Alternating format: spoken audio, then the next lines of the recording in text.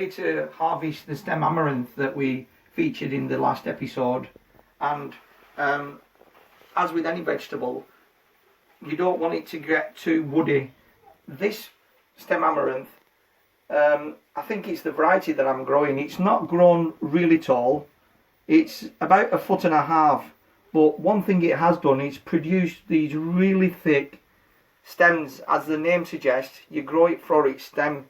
And I'm just going to cut it at the base and show you what it looks like. Now, I talked in the previous episode about how you might use this particular vegetable. I'll just get the rest. It's probably some of the thickest stem amaranth that I've grown for a long time, so I'm really pleased with that. And you can see, if I turn the plant around, that there's no sign of any insects such as aphids, and this will be easy to clean up.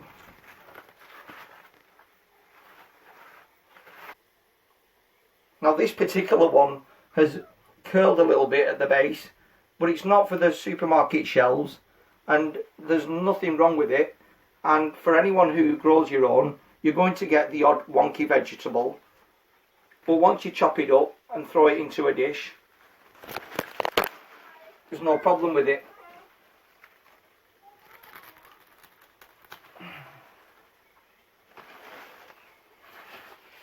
Get this one round here.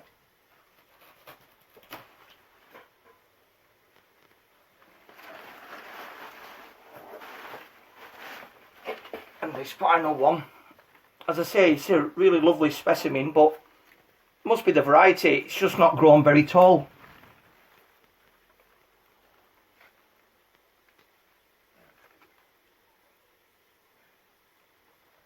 That's a nice crop of stem amaranth. And for any of you who want to go back and have a look at last year's spring update, I think it was a summer update, you'll see that the stem amaranth wasn't as healthy, so we've had better luck with it this time round. Now, this patch of peas that I've got growing in the polytunnel is well and truly ready for harvesting. Could have been picking at this from time to time, but we thought we'd do a large harvest batch in one go.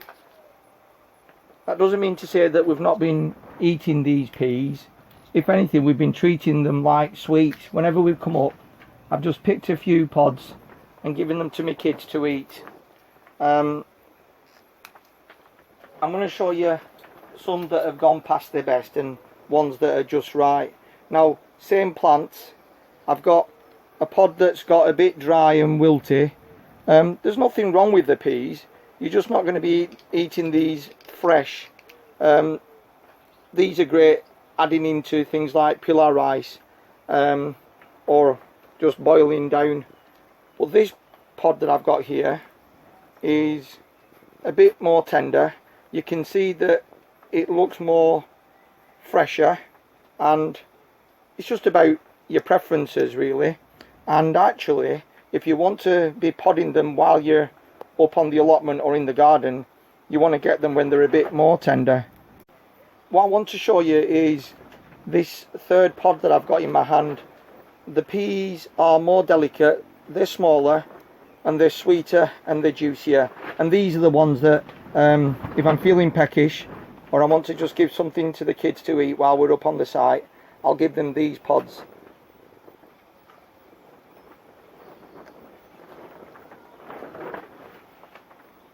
But they're all good for use in kitchen or in salads or whatever you want to do. Add to stir fries, or like I said, I find adding vegetables from the garden in things like pilau rice just adds a bit more colour and a bit more excitement to the food that you're eating. So I'm going to get on with the rest of this harvesting. I'm going to clear this area because we're in summer now and peas aren't really suited to growing in summer heat, particularly in the heat of a polytunnel. So we'll do a harvest and hopefully show you at the end what it's looking like.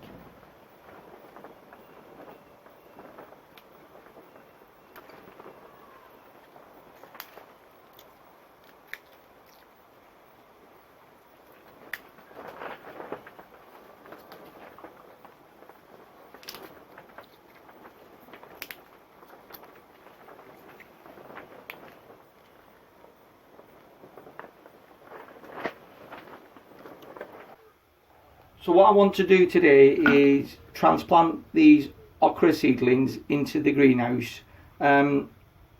Okra is renowned for being a difficult crop to grow here in the UK, and particularly in the north of England. I wouldn't even entertain the idea of trying to grow it outside.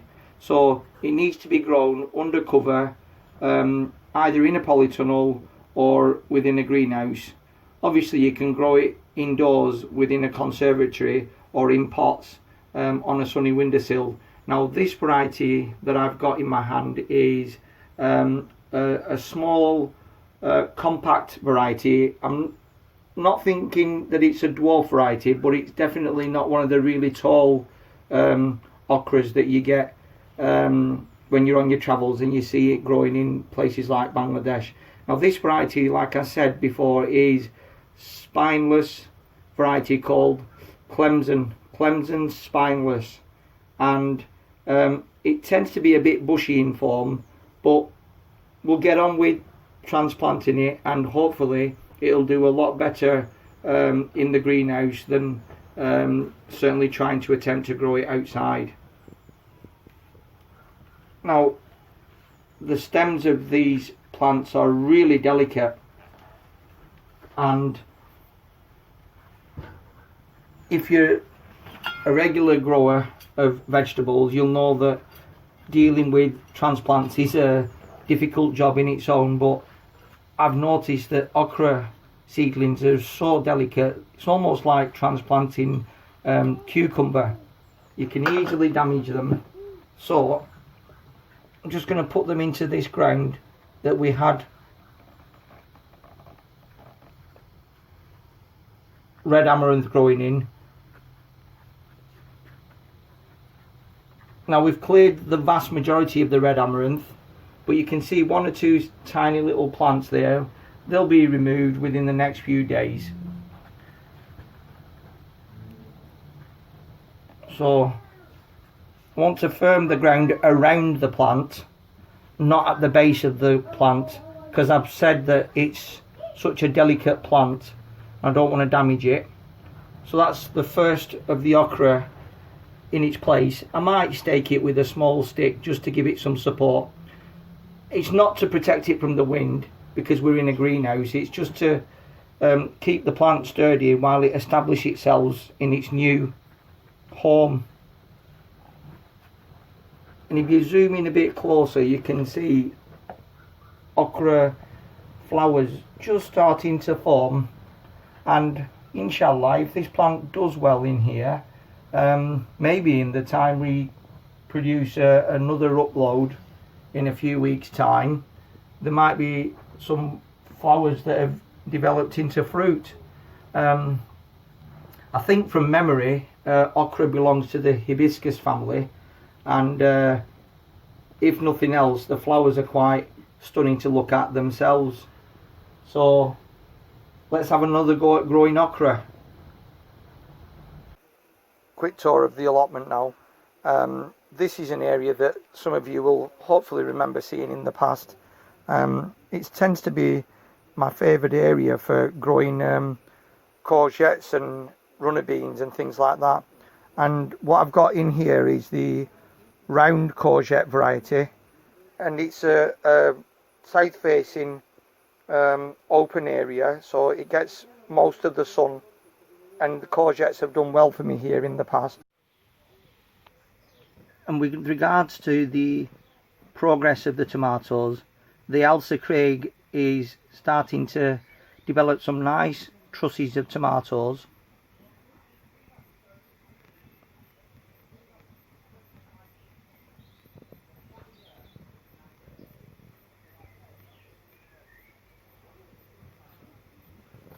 And this particular tomato, which I said in a previous episode that I'm growing for the first time, is a cherry type called Christmas grape. And what I like about this is that the truss is quite wide.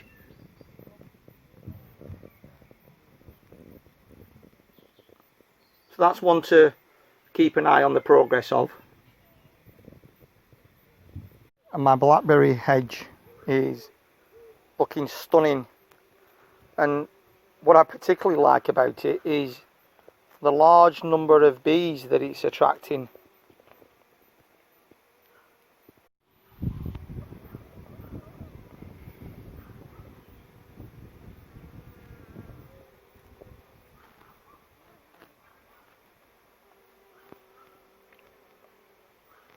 It's always great to encourage wildlife onto your site, whether it's a small back garden or an allotment plot.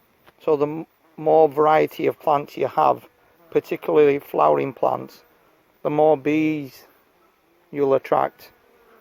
And I'm hoping, like me, you'll know that bees are under threat at the moment, particularly here in the UK, and the more we can do to encourage their survival by planting varieties of plants, the better it is for all gardeners. And the apple tree's looking great this year. I've noticed that the fruit trees tend to alternate years, and this year it seems to be a promising and bountiful crop. I've not had to do anything on here at all, so hopefully we'll have a number of nice, tasty, crunchy apples to have to hand in September, October. It's not the largest looking crop that we're expecting this year, but nevertheless there's promise.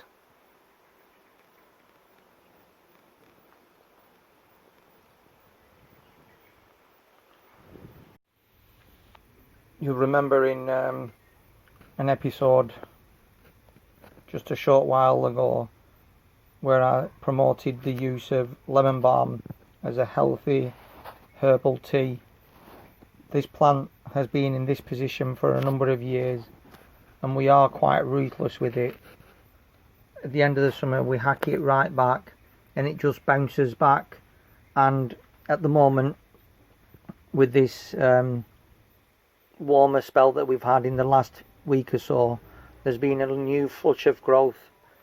And one of the lovely things that we do is on the way home, sometimes my little boy will pick a couple of these stems off and we'll have a herbal tea when we get in. Treat it just like you would do with mint when you're making mint tea. I'll just show you what's happening in the home garden. The onions that we featured a while ago, the red onions, have started to bulb up now.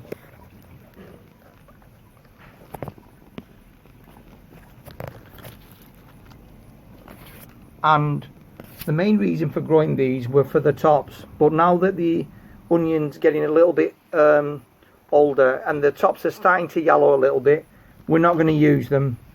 We're just going to let the onion develop as best as it can. And the sign to look out for is that these stems tend to flop over anyway, and then it's a case of harvesting them probably in July some point, and then trying to dry them off. So that's where the red onions are up to. The yellow wax beans that we grew in the back garden are thriving now, and the flowers are forming, and they're about a foot tall. Some of the plants are a bit smaller because I stagger sowed them.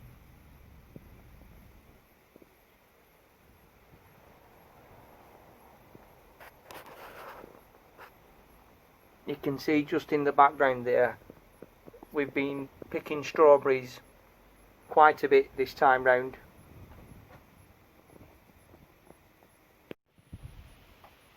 Let's take a look at the container garden. I showed you that the okra that we'd sown a few weeks ago were planted in the greenhouse. These are 3 okra specimens that I've kept at home. I like the look of them, and I'm going to pot them up into larger containers and probably keep these as houseplants. They're a bit more developed than the okra that we planted in the greenhouse, because these were sown a couple of weeks earlier.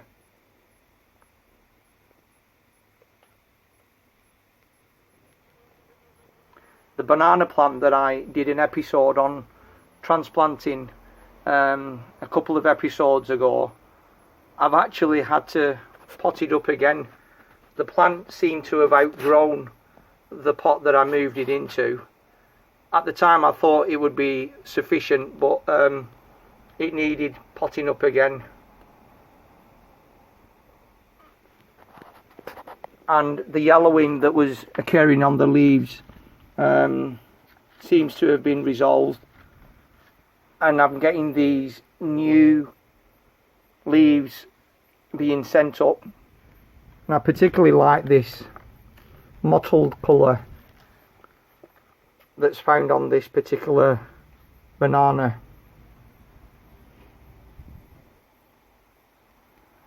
I've got some small chillies. I think they're a type of bird's eye chilli, but it's a plant that doesn't get very big, and something that I don't normally do, but I thought I'd try it with this particular plant, is topping it. So what I did is I pinched out the top a couple of weeks ago, and it started to send out these side shoots. So that's just something I'll keep an eye on.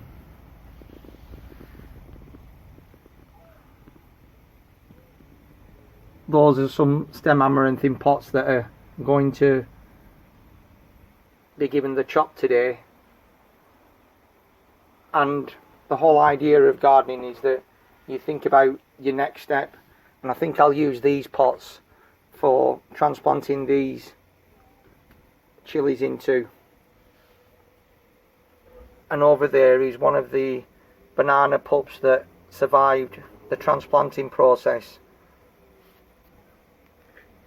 and that's not bad at all, is it?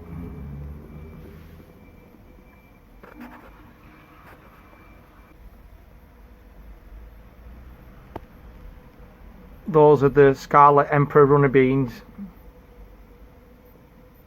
There's some pods that are just starting to form,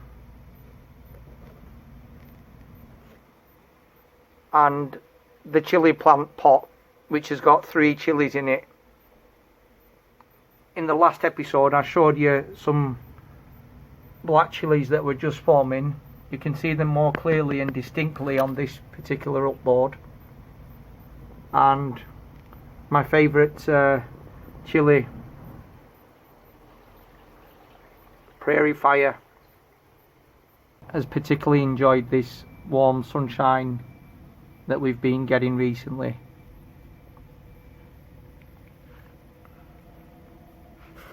Incidentally, this is a mango that I grew from seed. Now, those of you who've been following the channel for a while will know that quite a few episodes ago I did an upload on how we use coriander and supermarket bought mango to make a mango chutney, and it was from that particular mango that I kept the seed back and grew this mango seedling from. So that was just a bit of a fun activity.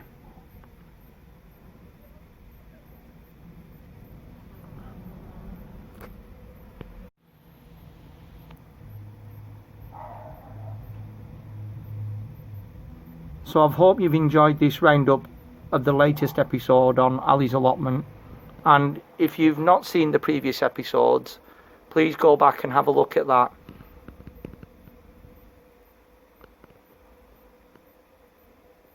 As always, thanks for watching. Stay safe. Until next time.